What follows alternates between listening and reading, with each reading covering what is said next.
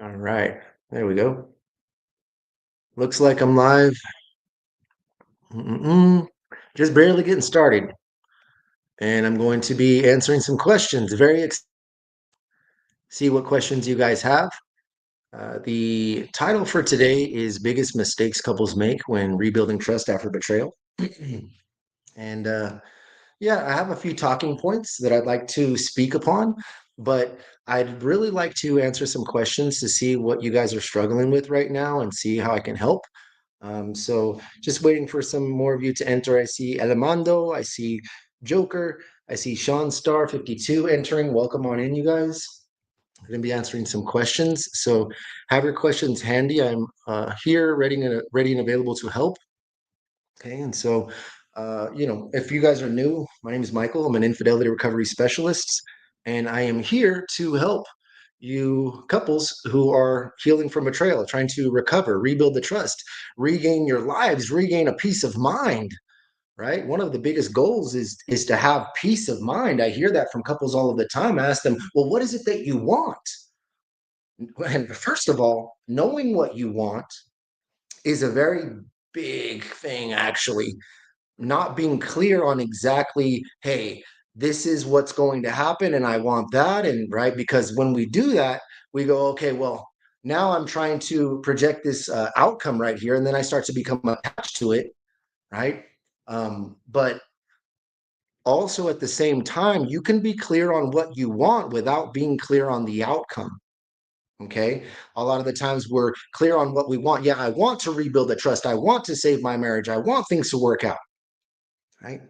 But we go, well, I don't know if that's possible though. Yeah, well, that's you don't need to know it's possible to know what you want, but knowing what you want is very important. Okay. But yeah, I'm here to answer your guys' questions, for what is going on in your recovery process. But biggest mistakes couples make, and I'm talking about mistakes that I've personally seen them make. When you guys hear me talking about, case studies or anything like that, I don't go on Google and look for stats online or anything like that. I'm talking about real people that I've actually met, that I actually work with, that I've worked with or talked to, or right, got in some kind of contact with, where I know their situation intimately. And these mistakes are being made by couples widely all over everywhere. And one of the biggest things is that we have conversations that just continue to unravel, but do not get resolved. We jump from topic to topic. We talk about this and we say, hey, what about this? What about that? We talk about it a little bit and then quickly we move over to something else, right? And so nothing ever really gets resolved. That's what's called ending conversation. So, one thing I want you guys to be aware of is the difference between resolving conversations and ending conversations. Too many times we end conversations and there's no clarity, there's no closure. And we don't have to have a solution at the end of those conversations, but a goal we can have is making sure that I'm understood, my partner's understood, or we at least we have a better understanding of each other and what we are to do moving forward. Okay. So again, you guys, I'm in here. I'm going off on some topics about the biggest mistakes that couples make when rebuilding trust after betrayal.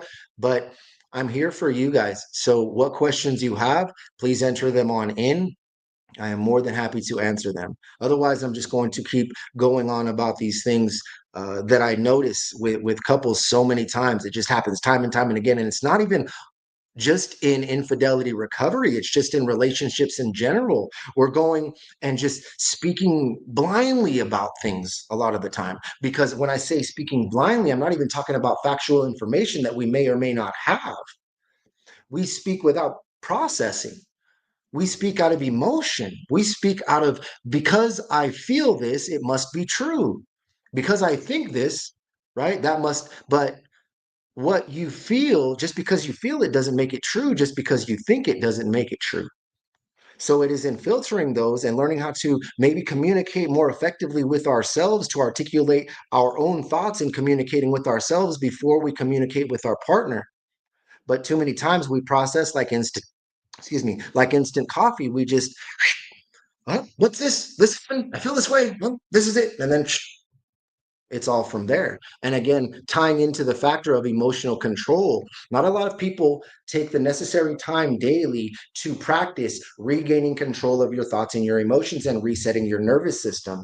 If we are not able to properly balance our emotions regularly, and I'm, it's not a bad thing. I mean, it happens. Not all of them. We're all human and we all have our days, but then also if that's not something we're good at normally, and if or we also are going through betrayal trauma and attempting to learn to trust all over again, well, that's a challenge all of its own. Because if you're not able to focus and stay focused and refocus, then recovering from infidelity is going to be challenging. So it's not about going, okay, well, I just got to stay focused. Oh, that's the key here. I got to stay focused and control my emotions, right? Which sounds very or simple, which it is very simple, but it's just not that easy. But when we take the time to learn to manage, filter, communicate within, and seek it here first, then and out here with our partner, it's so much more effective because we're clear. When we are in severe amounts of states or certain amount of states of stress, the part of our brain that's responsible for rational thinking shuts down. So at that point, when we are angry or emotional, we are no longer able to think rationally and search for a solution, which leads to another point that a mistake that a lot of couples make is they continue to have these conversations only out of emotion. Or a lot of the times we become emotional, something happens, and we have that conversation right then and there with no intention. No, if we're going to be intentional about recovering from infidelity or intentional about anything, let's be all the way intentional and make sure that every conversation that we have is valid. Not that how these other conversations, they're not valid because they may not get resolved or feel like we don't have an understanding. But at the same time, let's be very intentional of what we are talking about here and why we are talking about it and what the end goal is for it. But that's going to take, the couple getting on the same page again, getting that connection again, getting that feeling of safety again. Because here's another thing that a lot of people don't realize is that the betrayed isn't the only one who doesn't feel safe to express themselves. And not to say that, well, I don't feel sorry for the unfaithful, or, that's not what I'm here to do. But then what happens if both people don't feel safe to express themselves because of the fear, the anxiety of the outcome of the truth or whatever that conversation is going to be? So then again, dialing it back to that emotional control, that reset, that balance, that groundedness. But you will not gain the grounded. You cannot be grounded if you do not cover the ground by doing the work in order to do so. And doing the work can be fun when you experience the outcome of it, when you learn to consistently go within day in and day out, mentally, emotionally, and you have this connection within, this emotional connection within, this relationship with yourself. Oh man, things become clear. Things become so clear. But that clear, what is it? That clear, is that clear in my ear, or is that clear in the air? That clear is in the air because it's the oxygen that you put in is when you win, to where you will be able to have that emotional control, that breath. And we're not talking about stepping aside from a conversation when it gets heavy and going, wait a second, let me take a few deep breaths and I'll get right back to you. No. I mean, you can, but if you are attempting to do something you are not versed in, you are not practiced at, you have not honed in on, that is a skill you develop in learning to control your thoughts and your emotions. And don't I know it? I'm not saying that I'm sitting here perfect here today and saying I'm unf withable or anything like that. But when you make it a point to, whether you have a good day or you have a not a good day, whether you make it an absolute priority to put a smile on your face that's authentic, that came from here. As I like to say, you see me walking around smiling, yeah, that smile took some work, right? So we practice. Just like anything else in life you want to get good at, you must practice at it. And emotional control, self-awareness, the relationship you have with it yourself, it all starts within. You want to learn to be intimate with others. You want to learn to be intimate with your partner, but can you be intimate with yourself? Right? I mean, you're thinking, what the heck does that even mean? What does it mean to be intimate with yourself? Can you be vulnerable with yourself? Whoa, vulnerable with yourself is looking at yourself, maybe in the mirror or however, maybe in a pond, you're looking down at the river, you see the reflection of yourself. And so you reflect on that very reflection with is it, which is yourself. You look within and there's no one else there but you to put you down, to encourage you, to distract you, to refocus you, right? To coach you, to make clear of. But again, that clarity doesn't come through when we're looking through that water and we see the end of the pond, the bottom of the pond. No, it starts where it's right there when we're that surface and breaking through the surface. And I know this is a lot to keep up with, and maybe how I'm speaking this maybe isn't the clearest, but you know what? It is taking on at first glance and continuing to look deeper within yourself and being honest with yourself and not being afraid to admit things to yourself. If you're afraid to admit things to yourself, you're going to do so well admitting to others. And I know I'm over here and I'm speaking some fire, and I speak with some passion, you guys, but I'm not here to point out, hey, who's doing wrong or whatever it is. This is your life. This is your story. This is your journey. You do it how you want to. Take from what I say and use it or not. It's up to you.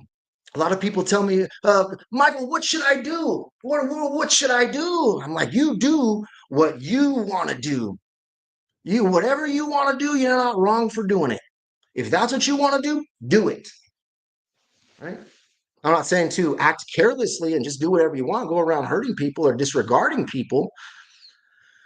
But at the same time, having that clarity of what you want and knowing who you are and being connected within will lead you there. Again, guys, I'm taking questions, and I know that I'm kicking it right now.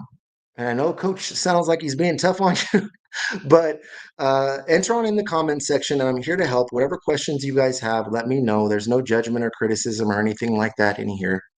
Just want to make sure that you guys have the support. I know there's a lot of things that you guys may see on social media when you guys are trying to recover from infidelity. You guys enter these forums and see these videos of people talking about, well, no, I'll never trust again. Oh, they're only going to do it again. You're a fool for staying and all this stuff. Right? It's not easy to see all of that, especially even maybe if you're hearing that from your friends and your family while you're trying to accomplish something and you're saying, hey, this is my life, though. This is my partner. I realize that you don't agree with it, but I have a family here and I'm trying to do this right here. And then you go around, you're seeing all this other stuff where it's like, no, trust will never be rebuilt. It'll never be the same. And there's just so much negativity going on. Well,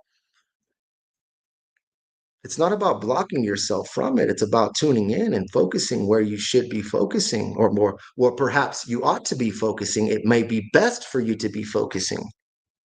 But again, in learning to focus, can you focus on staying focused? Can you learn to focus by practicing focused, practicing focused energy? Okay. Okay. Got Ina Acero coming in, my beautiful fiance. Thank you for showing the support, the love, showing some comments in here. And just so that you guys know, my fiance and I are building this brand together. Yes, I am the coach. Yes, I am the face, the president, the creator, and all of this stuff. But this woman right here has my back to the fullest. And I appreciate you so much, babe. Okay. But yeah, let me know what questions you guys have. Otherwise, I'm just going to keep going on here, kicking the truth straight from my wisdom tooth. Though it is perspective, I do believe that there are a lot of different ways about going about things. There's what they say is more than one way to skin a cat. I really don't like that one too much, but that's what they say. And it is very true. There is not just one, default way to go about your recovery. It's a journey for your discovery. So the more that you learn, the more that you earn, the more that you know, the more you grow. But it is not so much the knowledge that the power is in, it is what you do with that knowledge. And the reason why people continue to learn their lessons but make the same mistakes is they fail to apply what they've learned. They fail to learn how to apply what they've learned.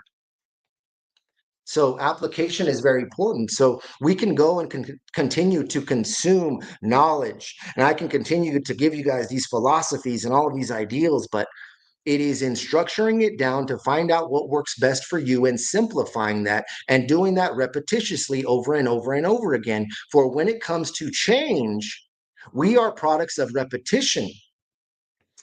What mistakes unfaithful spouses make is they only change how they treat their partner.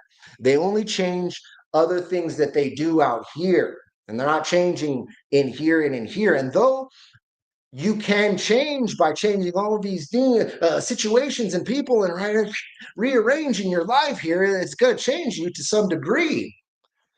But the real change comes in here and in here. For you are a product, you are a memory, yours memory, data, information that creates your identity, your thoughts, your behaviors, your actions, your reactions, your interpretations, your justifications, your realizations. Oh man. You guys want to know what fires me up about infidelity recovery is because I've been there on both sides of it. And I've experienced all of the pain. I've experienced it on all levels and seen what it's caused. Man, that thought comes up of wish I can go back. Well, what if I can go back?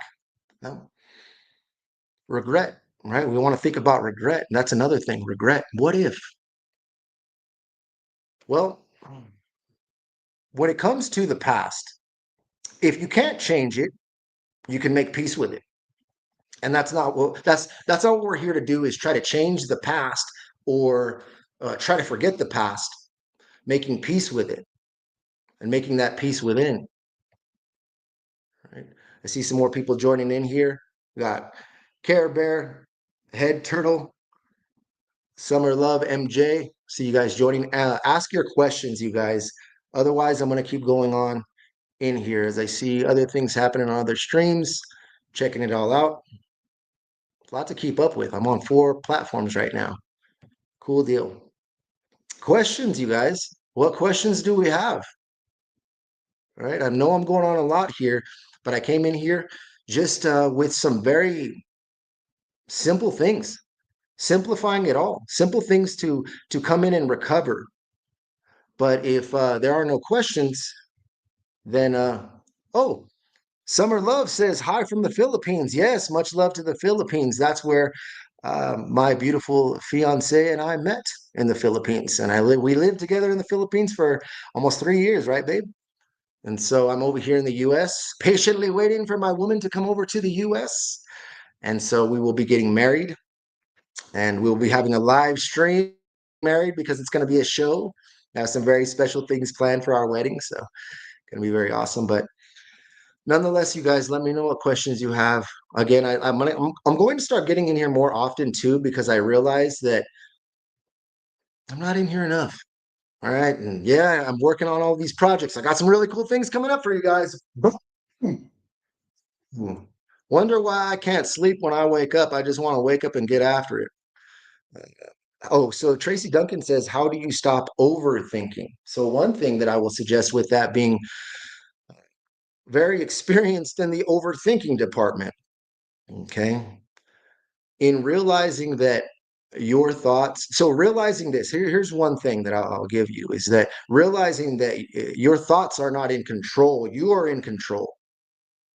Your thoughts are you creating suggestions to protect yourself, you creating all of these outcomes, all of these possibilities that may or may not happen. First of all, you ever notice that when something is going to happen, or we feel is going to happen, and we're dreading it, and we're thinking, oh, this is going to happen, oh, it's going to be like this, these things happen, and you notice it didn't turn out as bad as we thought it would, but we created that. One thing I will tell you with overthinking is that when you are worrying, you are praying for what you do not want. You are an infinite creator, realizing that you have infinite, powerful, creative abilities. And we live in a space ether that collects our data and information via thoughts, feelings, words, vibrations that then respond to everything that we put out via our frequencies. And you can look this up. This is quantum physics. These Indinker codes that live, that exist in our space ether. that everything that we say, think, and feel, we continually create. So, for example, when we feel strong feelings of fear, anger, happiness, joy, excitement, our heart pulses electromagnetic waves filled with data and information that get sent out into the space ether. Every time we think a thought, it formulates in our brain and it escapes upwards, which carries that vibrational wave, carries data and information into this space ether, which then is collected. I'm going into a lesson here, but realizing, and we're going to get into quantum physics, and maybe that's a whole other class, but realizing that you shut the door on those negative thoughts, you open the door and you shut it. You go within, well, all those negative thoughts, no, stop, take a deep breath.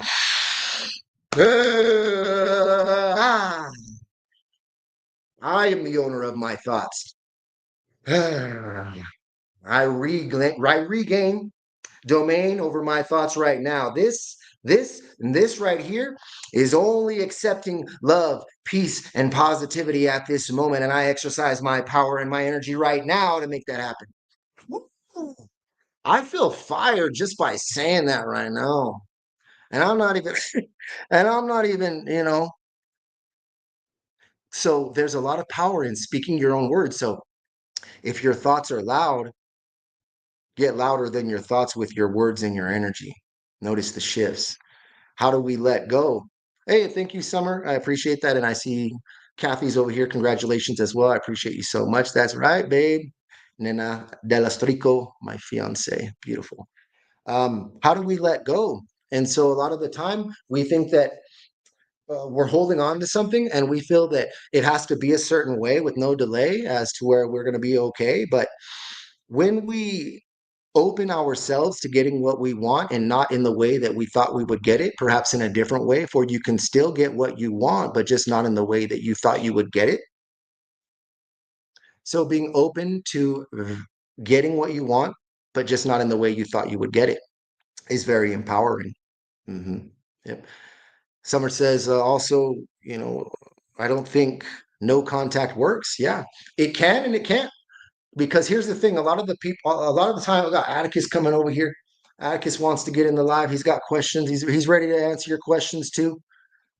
Um, a lot of the time, people think that it's time and space is what's going to do it, but what you do during that time and in that space matters the most. Yeah. So it can and it can't. It matters though and that's another mistake that couples make. There is no structure. There's no game plan. There's no format to the healing process. They say that when you fail to plan, you plan to fail. The same thing with infidelity recovery. How do you stop obsessing over the other, other person? How do you stop obsessing with and comparing yourself to the APs?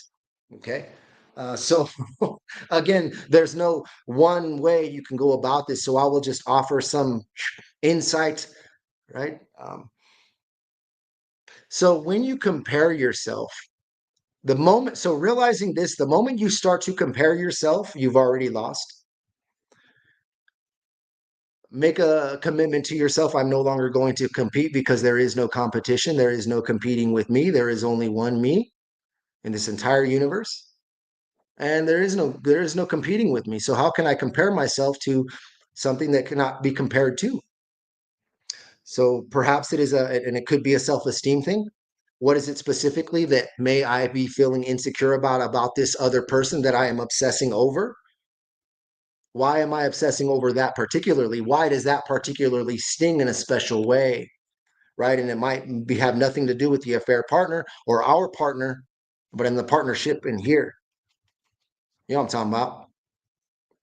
Okay. But again, it does come down to gaining control of your thoughts and your emotions and doing that on a regular basis. You empower yourself so much by doing so. Okay. Tracy Duncan, oh Lord, I felt that. Thank you. You are so very welcome. Glad you felt that because it is in the energy. It is your energy. Look at me. You could just tell the energy. Just there is a circus. There is a explosions going on all up in me right now. I'm sitting here like this, but you know what? You feel it, right? And then so what I do, what I personally do, is I breathe and I focus every day to get myself to a place mentally, emotionally, physically, and I make that a priority. Whether I'm waking up feeling absolutely amazing or I'm waking up feeling even better than that, no matter what. Or on the days where, yeah, you're maybe not feeling like getting out of bed. Hmm? Maybe you just feel like you wake up and it's like a wet blanket is on you and you just can't move. Change your energy. You have all of the tools. You are created by an infinite creator, whether you believe in the universe or God, whatever it is. Your creative abilities are uncanny, and you are continually creating every day and in every way. For every single day, you are becoming more of who you were or more of who you are becoming. Every single day, you are becoming someone and something. But before my life ends here, my question to you is what and who are you becoming? Do you know specifically? Because if not, you're going to become anyway. And the universal law states that if you do not decide, it shall be decided for you. If you do not choose it, it shall be chosen for you. So choose. There is a lot of power in choice. When those eyes open, that is not when the creation begins. Creation does not end when you close your eyes. The creation begins when you close your eyes. When you open your eyes, close your eyes again before you start your day and create your day there first. For any creation that was ever created, it's created here first. Create yourself, create your day, create your way, and hey, you'll be okay. But it's all up to you. It's your command, it's your choice. You choose it again. You forgive again. You change again. You do the work, you do it again. It's repetition, but you get to a point where if you want to become a certain way or become a certain person, it is not fake it until you make it. It is be it until you become it. But you first have to clearly identify who is it that I shall become? And becoming that person now, going, oh, yeah, one day I'm going to become that person. No, identify who that person is and what that person does and become that person now. And it's going to take your will, it's going to take your discipline to become that person. But after a while, your brain and body will memorize your new patterns and fix it for you to memorize those patterns and that identity to become that person. Good night. Boom. Mic drop. Goodbye. Just kidding. I have you there for a second. Though I am going to be completing the live, Summer says, thank you. You are very welcome. And I hope that what I have here for you guys tonight helped, whether it's night or day. I know over there in the Philippines, it's the day. It's about what, 9:30 a.m. over there, Philippines. I know it. ¿Cómo está na ka? Doha ka rice palihog. Okay, don't think I don't know my. All right, Visaya, because I do. Anyways, I love you guys so very much. I love you. I don't want you, but I love you. Okay, and just know that you'll get there. Don't question it. You want to trust your partner. You want to trust the outcome. Trust yourself and the decisions you make. One of my favorite quotes is successful people do not make the right decisions. They make the decisions they make right. So there you go. It's not about, well, am I making the right decision by staying? Am I leaving? No. No matter what decision you make it the right decision. All right. And I'm kicking that fire. This is some hot love here, kicking that fire on the microphone with no microphone, but I'll bring it down a tone. But I will not leave you alone. Okay, for there will be a next one, and we'll have a lot of fun. I'm over here rhyming, and it's perfect timing, but nevertheless, to pretend that is the end until next time, I will rhyme once again. See you guys. Much love and happy recovery. Bye for now.